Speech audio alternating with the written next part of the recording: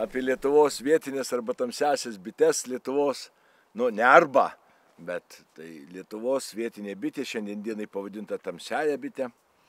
Tai mūsų lietuviška bitė, kuri čia visą gyvenimą gyveno, skaitykim, vidurio Europos bitė, taip. O dabar kokia jos geriausia savybė, sakykim. Tai visų pirma, tai yra reagavimas į maistą. Jį gali vidurin vasaros nustodėti perus.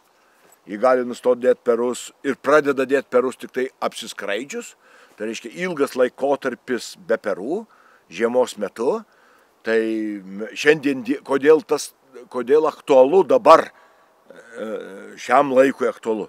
Tai kova su vartozės erkėm. Tai yra viena iš geriausių būdų, vienas iš geriausių savybių šitos motinos, šitų bičių.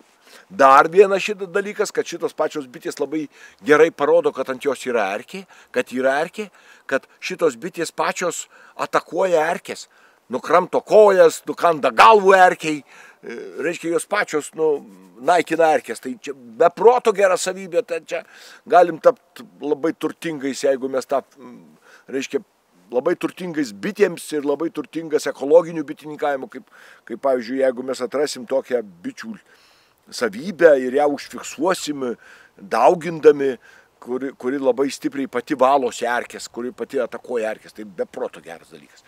Dar koks labai geras dalykas, tai kad žiemojant labai nedidelių maisto atsargų. Kad maisto jai nereikia tiek daug, kiek visom kitom rasių bitėm, kadangi į bičių kamuolį žiemą sudaro didžiausią anglies dvideginio kiekį. Ten net 3,5 iki 4% anglies dvideginio ir pati save užkonservuoja. Tai beproto gera savybė.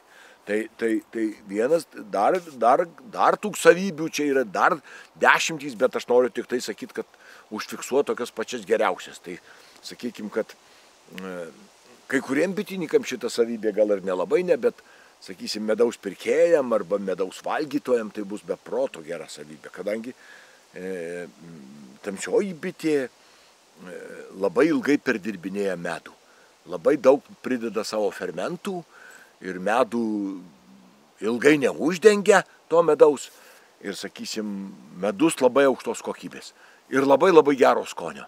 Ten prideda tiek enzimų ir tiek fermentų, kad tas medus, dvi bičių šeimos stovi skirtingos rasės toj pačioj vietoj ir medus atrodo, kad būtų iš kito pasaulio krašto atvežta. Tai labai gera savybė, kad parduodant medų, kad tu turėsi jau išskirtinę medaus skonį išskirtinį. Tai irgi labai gera savybė. Tai, sakysim, o jeigu mes paminėtumėm ir neigiamą savybę, sakykim, tai tik noriu pasakyti, kad tas visos neigiamos savybės galima panaikyti, nes su ta bitė niekas selekcijos nedarė. Niekas nedarė. Tais laikais, kaip ta vietinė bitė čia gyveno, va čia šitoj sodyboje, iš pirmą kartą įgylė man pirmą kartą čia reiškia šitoj mamos tėvunijo, reiškia mamos tėviškiai, tai su seneliu sėmiau spiečių, rėtį laikiau, jokių spėtinių nebuvo, rėtį laikiau, o jis su kapliu, dzūkai sako, tai kaplys, žinot, o kauptuku užkabinis už šakos obels, rėtį tą spėčių man į rėtį, tai man teplipau bitėm, ir va tada sugilė, bet aš noriu pasakyti tokį dalyką, kad, sakykim, su tom bitėm nieks nedirbo. Tai blogesnės savybės, kad jį spiečia ir negaliu sakyti agresyvi, bet piktoka. Įgina savo lizdą. Aš labai norėčiau, žinau atmintinai, tai profesoriaus Justino Straigio parašytas eiles apie vietinę bitę. Tamsi judri, gyvo būdo, dauginasi spiesdama, kas skraidyti, dirbti trukdo, tą sutinka gildama. Tai suprantat, yra koks dalykas. Tai jeigu jos netrukdysi, jeigu jai pasirinksi laiką, orą pasirinksi, netakuos, į tave nesivys per kambarį, per sodą. Bet ait geresniu laiku ir netrukdyt labai dirbt. Jį labai nemėgsta, kai trukdai dirbt. Tai tada tave labai greitai gali pašalinti, jeigu tu prieš laką stovi, arba ten, žinot, vaidini, kad tu labai čia kažkoks tai va. Tai va, yra tokias. Bet šitas visas savybės labai galima panaikyti ir dirbant, darant selekciją.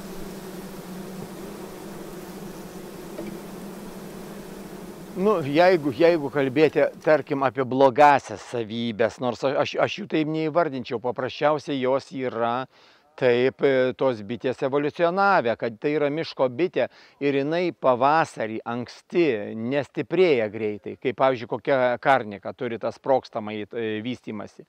Va. Ir šitos bitės netinka žeminiam rapsui, pavyzdžiui, nors ir tai yra būdų, kaip jas spėt sustiprinti iki žeminio rapso. Ten, pavyzdžiui, bitininkavimas su 2 motinom ir panašios technologijos. Va, tai ta tokia, kaip sakyti, ne tai kad blogoji, bet ta specifika šitų bičių yra ta, kad pavasarį jos anksti nestiprėja, kadangi miške nėra tikslo anksti sustiprėti jom didelėm šeimom, kai miške dar niekas nebežydė. O kai jau pradeda žydėti šaltekšniai, avietės, liepos ir dabar, va, kai pradėjo žydėti jau viržiai, tai va šitom bitėm tai yra rojus, tai yra miško bitė ir jinai tada jau gerai vystosi, iki šito laikotarpio jinai būna stipri, sustiprėja pakankamai ir gali prinešti va to unikalaus viržių medaus, kurio tyrimą padarė pernai, reiškia, gavom atsakymą iš Vokietijos, iš Brėmeno, kad 99% reiškia grynumo kalūna vulgaris, tai yra šilinio viržio medus buvo. Ir faktiškai kitų pėdsakų, kito medaus ar kitų žiedadulkių buvo tik tai nežymus pėdsakai, kurių net neidentifikavo, o 99% yra viržių medus. Už tai, kad ta vietovė tikrai jinai izoliuota yra. Ir nuo kultūrinių laukų, ir svarbiausia, nuo nepageidautinų bičių, dėl kurių mes šių apis mellifera Lietuvos tamsiųjų bičių vos nepraradome, nes tai yra ta pati rūšis, o porūšiai tarpusavėje kryžminasi ir mes tada turime mišrūnės ir nebeturime grynų bičių.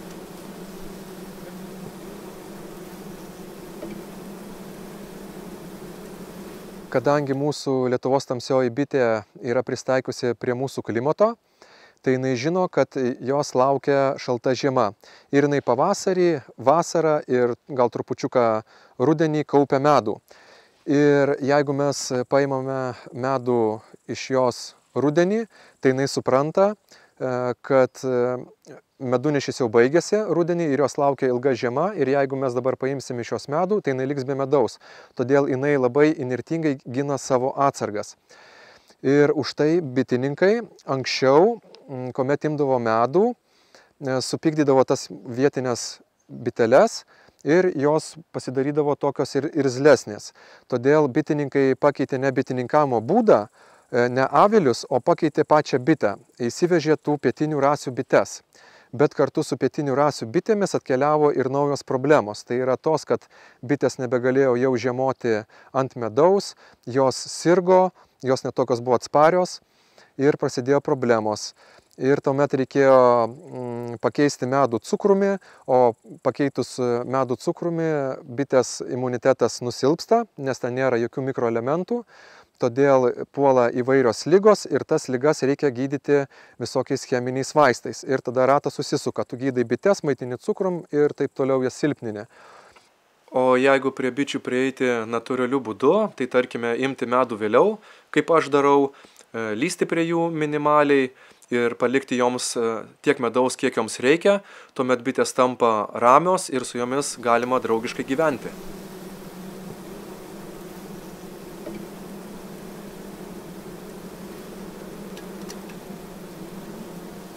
Lietuvos tamsioji bitė išsiskiria, kad jinai gerai žiemoja. Gyvena, sakykime, truputėlį mažesnė šeima negu tos mūsų pramoninės bitės, bet jinai sugeba išnaudoti tos netgi menkiausius medunešius. Dar gerai žiemoja, gerai renka gerai renka žiedadulkes, renka pykį labai gerai, labai daug vaško pridaro, prigamina, kaip sakyti. Tai, na, iš tikrųjų, skirtumas yra didžiulis, sakykime, nuo pramoninių bičių. Atsidarius avilį, tai jau, kaip sakyti, matosi, kad labai daug vaško yra, labai daug pykio yra, tas kvapas. Na, skirtumas didžiulis. Tai tas medus geresnis, kaip sakyti, tas vietinės bitės visų pirma, kad jinai daugiausia vis tiek laikoma tų mėgėjų bitininkų, tai ir laikoma kažkur miško pakrašty, miškuose. Tai nėra ta bitė, kuri ten prie rapso stovėtų ar prie dobilų ten hektarų stovėtų. Tai yra tiesiog tokia mėgėjų bitė, kuri gali išnaudoti ir duoti džiaugsmą bitininkaujant. Blogosios savybės, kad, na, iš tikrųjų jos yra susimišrinę kažkiek dabar, ir norim jas išgryninti, norim, kad kuo grynesnės tu turėti ir jas išlaikyti ateities kartom. Tai dar yra toks labai svarbus momentas, kad bloga savybė, kad gali būti jos piktesnės. Jeigu jos čia turbūt su visom bitėm yra tas, kad jeigu jos pasimišrinė, tai jos tampa piktesnės. Tai tas piktumas šių dienų bitininkavimo realijom, tai yra labai svarbu iš tikrųjų, kad jos būtų ramesnės, kad būtų produkcijos, kad būtų galima su jom, kaip sakyti, susišnekėti.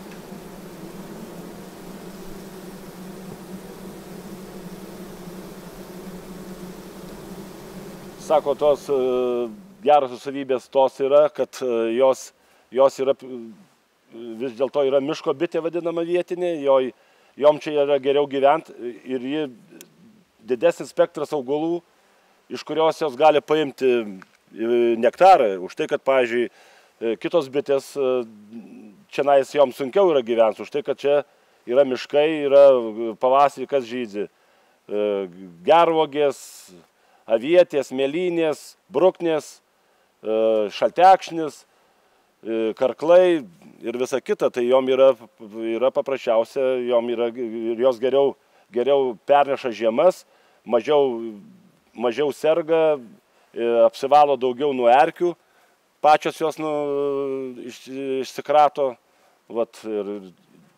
Ir vieni kalba, kad jos labai atseit piktos, čia gelia, sugėlė, čia skaičiau kažkur internete, buvo rašyta, kad apkandžiojo, nuėdė, nugraužė ausis, vištėlius, vištas sukapojo, taigi jos galėjo graužti, jos gidantų neturi, bitės gelia. Tai jos gal taip, jos gal yra biski kažkokios, mažiau aišku medaus jos atneša, bet tas medus yra geresnis. Ir visais laikais gyveno tos vietinės, tose drevėse ir visa kita.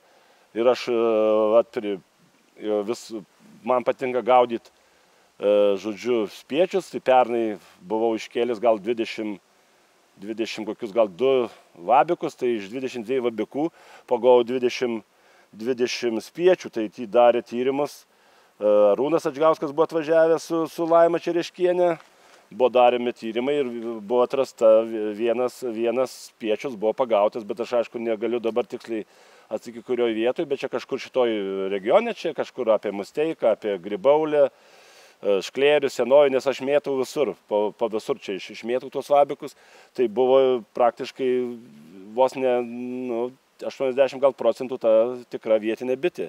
Ir buvo selekcija vykdoma, iš jos imama ta visa medžiaga ir toliau jau jinai, kaip čia pasakius, jau daug turi, kaip sako, seserų susilaukė, žodžiu, ta vaikų. Ta motinėlė, žodžiu, paėmė iš jos medžiagą. Tai va, tokie dalykai aš skaitau.